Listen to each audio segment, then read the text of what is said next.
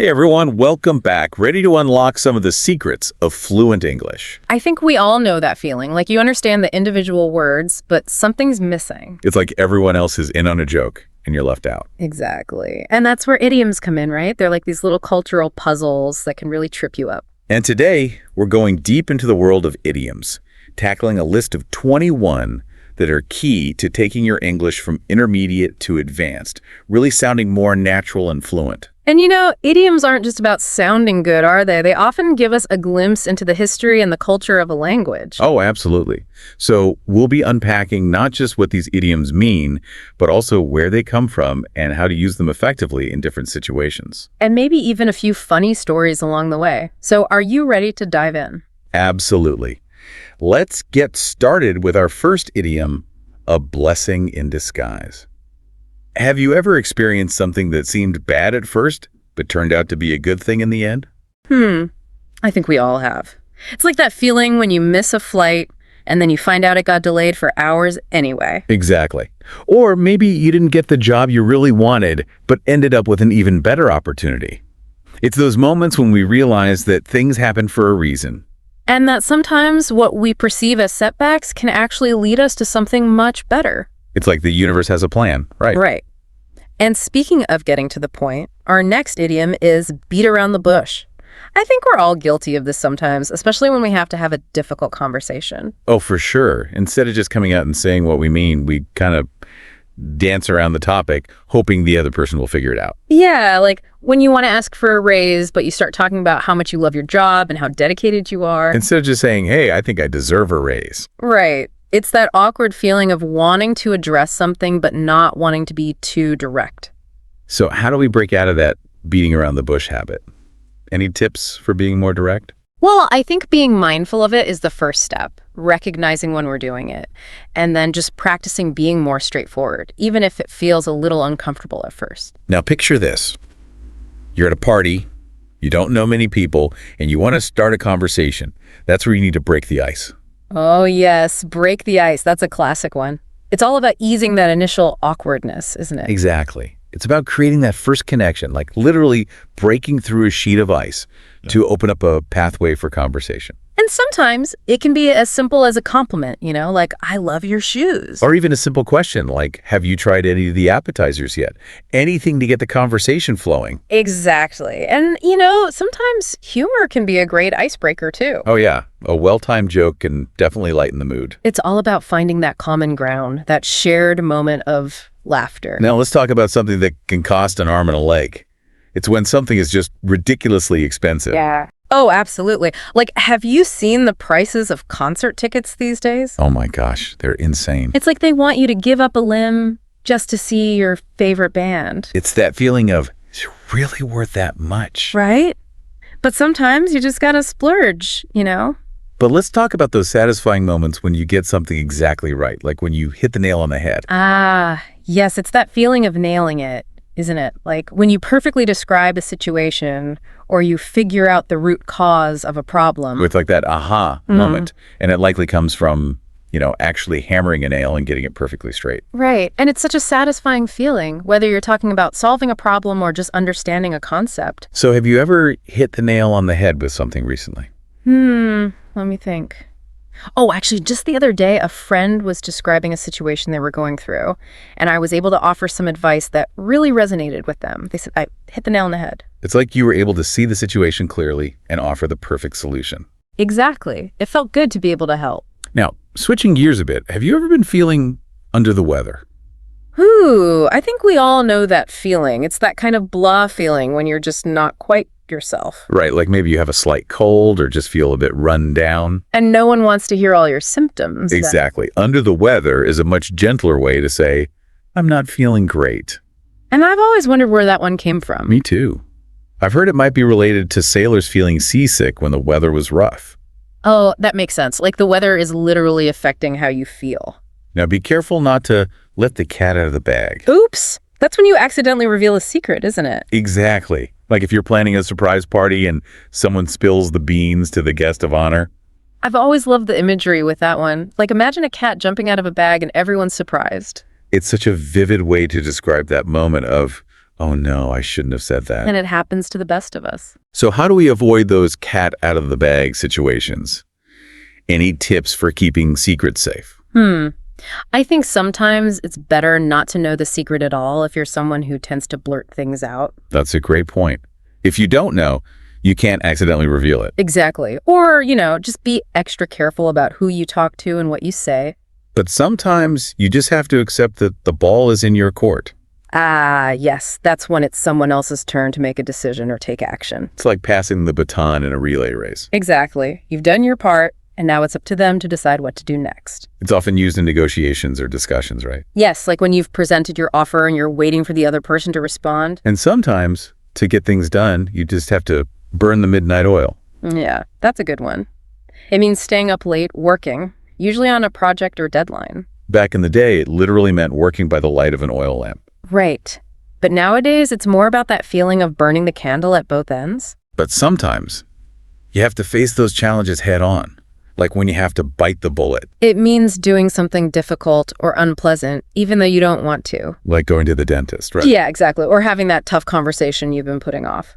But on a brighter note, some things happen very rarely, like once in a blue moon. Oh, I love this one. It's so poetic. And it actually refers to a real astronomical event, Really? Yeah, when a second full moon occurs within the same calendar month. It doesn't actually look blue, though. Oh, that's interesting. So it's something that happens very infrequently. Exactly. Like winning the lottery or seeing a unicorn. Now, let's talk about maximizing efficiency. It's like when you kill two birds with one stone. Yes. It's about accomplishing two things with one action, isn't it? Like if you need to go to the post office and the grocery store, and they're right next to each other, you can do both errands in one trip. Exactly. It's all about being smart with your time and effort. And sometimes things are surprisingly easy, like a piece of cake. Oh, yeah. That's a great way to say something was simple and effortless. It makes it sound almost enjoyable, right? Like it was no trouble at all. Exactly. Like, that exam was a piece of cake. But be careful not to put all your eggs in one basket. Oh, yes. That's a good reminder. It's about diversification, isn't it? Not putting all your hopes or resources into one thing. Exactly. It's like spreading your risk so if one thing doesn't work out, you have others to fall back on. Right. Like, don't invest all your money in one stock. Or don't rely on just one person for your happiness. Speaking of revealing secrets, sometimes you accidentally spill the beans. Oops. That's like letting the cat out of the bag. Right. But maybe a bit more unintentional. Right. It's like you just blurt something out without thinking. And it can be so embarrassing. It is. Especially if it's a secret that you're supposed to keep. Oh, for sure. But sometimes it's just a funny slip up. But it's always important to consider different perspectives and not take everything at face value. That's when you take something with a grain of salt. Yeah, it means being a little skeptical, doesn't it? Not believing everything you hear. Especially in today's world, with so much information flying around, it's crucial to be discerning, to question things. Right. Not everything is as it seems. So how do you decide what to take with a grain of salt? What are some red flags? That's a good question. I think it's about looking at the source of the information, Is it a reliable source? And sometimes, no matter how hard you try, you just have to throw in the towel. Yeah, that's when you admit defeat, isn't it? You realize it's time to give up. It's like knowing when to walk away from a fight. Right. It's not always easy, but sometimes it's the best thing to do. And have you ever felt like you were barking up the wrong tree? Oh, definitely. It's when you're pursuing a path or a solution that's just not going to work. You're putting in all this effort, but you're headed in the wrong direction. It's like you're lost in the woods and you keep going deeper and deeper, but you're not getting any closer to your destination. Exactly. And sometimes it takes a while to realize that you're on the wrong track. It does. But it's important to be able to recognize those dead ends and be willing to change course. So how do you know when it's time to stop barking up the wrong tree and try a different approach? I think it's about paying attention to the signs. If you're not making any progress, if you keep hitting roadblocks, it might be time to step back and reassess your strategy. That's great advice. Now, wouldn't it be amazing to always have the best of both worlds? That is the dream, isn't it? It's like having your cake and eating it too. Exactly. It's about finding that perfect balance, that ideal situation where you get the advantages of two seemingly opposite things. Like imagine working from home, but still having that sense of community and collaboration that comes from being in an office. But sometimes you just have to throw caution to the wind and go for it. Oh, absolutely. It's about embracing risk and spontaneity, letting go of your fears and just going for it. It's like that feeling of freedom and excitement when you decide to do something unexpected. Exactly. Like quitting your job to travel the world.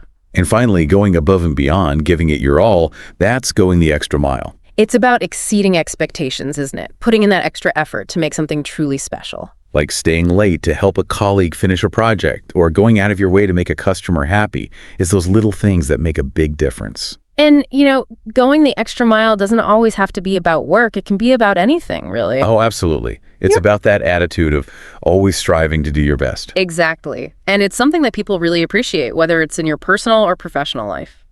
So we've covered a lot of ground here, explored 21 essential idioms.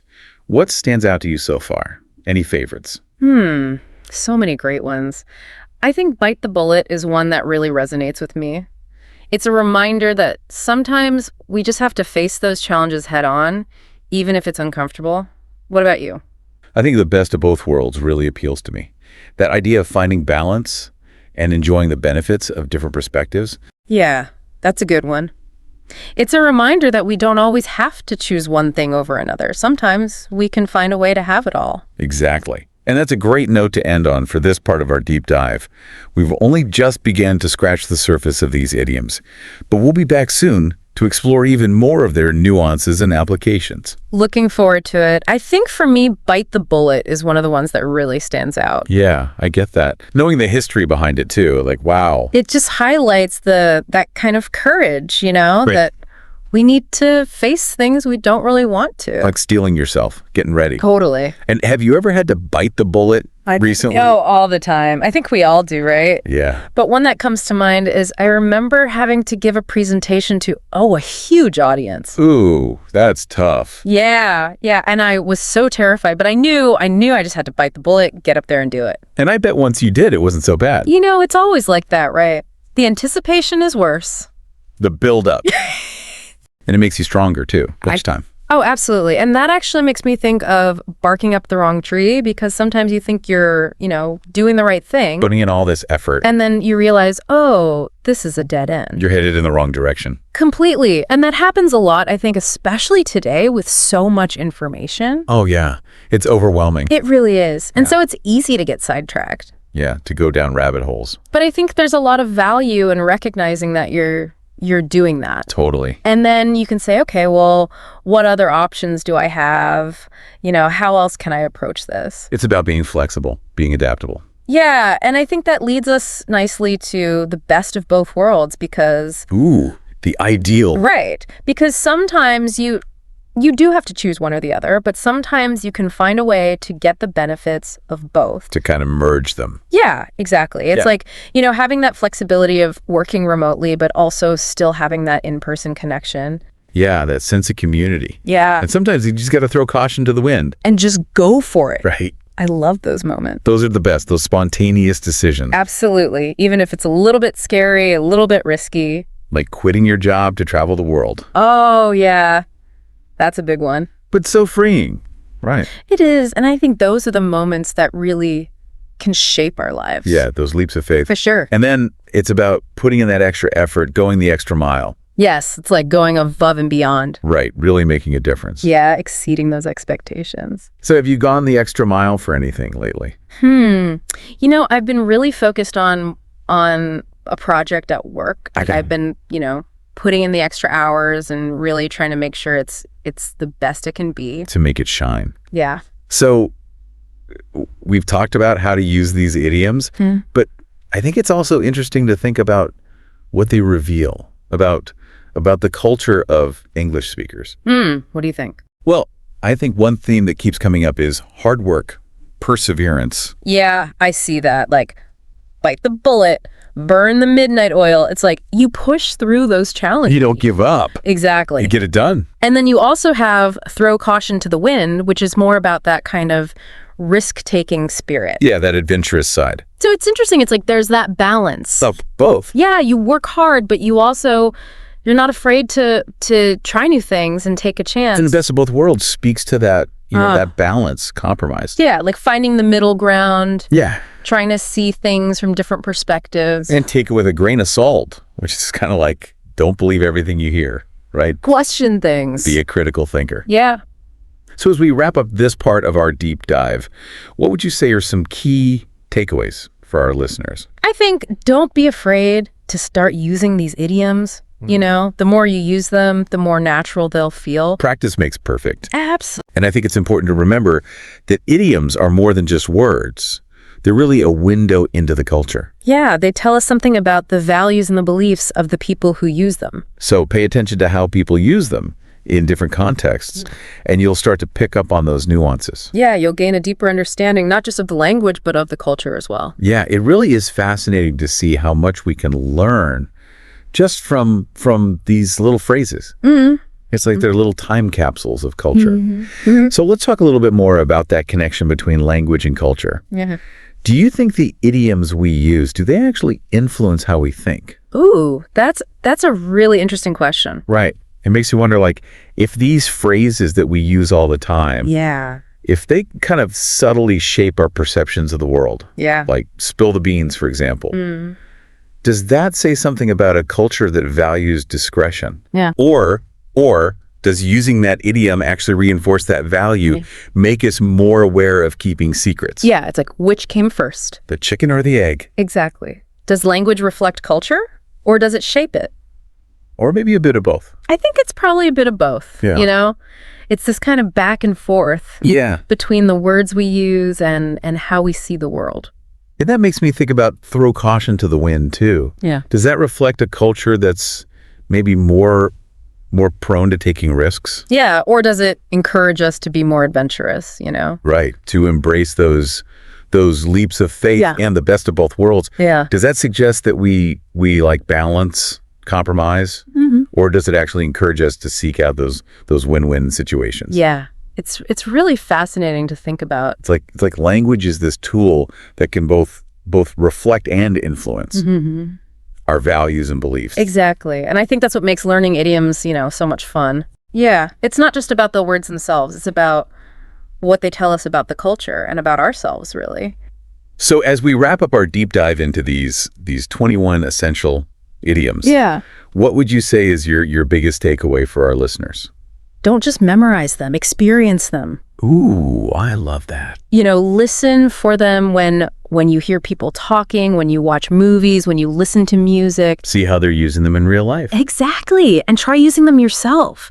You know, the more you use them. The more natural they'll feel. Absolutely. And it's like anything else you're learning. The more you immerse yourself, the more it becomes part of you. And the more you explore language, Yeah, the more you appreciate its beauty and its power. it's true. Language it's a gift. It is. You know, it's a way to connect with other people and to understand different cultures. To build bridges, Exactly. And idioms are like little gems they are. that add so much richness to our communication. So keep exploring, keep discovering, and keep diving deep into the world of words. Yes. Who knows what treasures you'll uncover? Happy exploring. And until next time, may your conversations be filled with colorful idioms and insightful discoveries.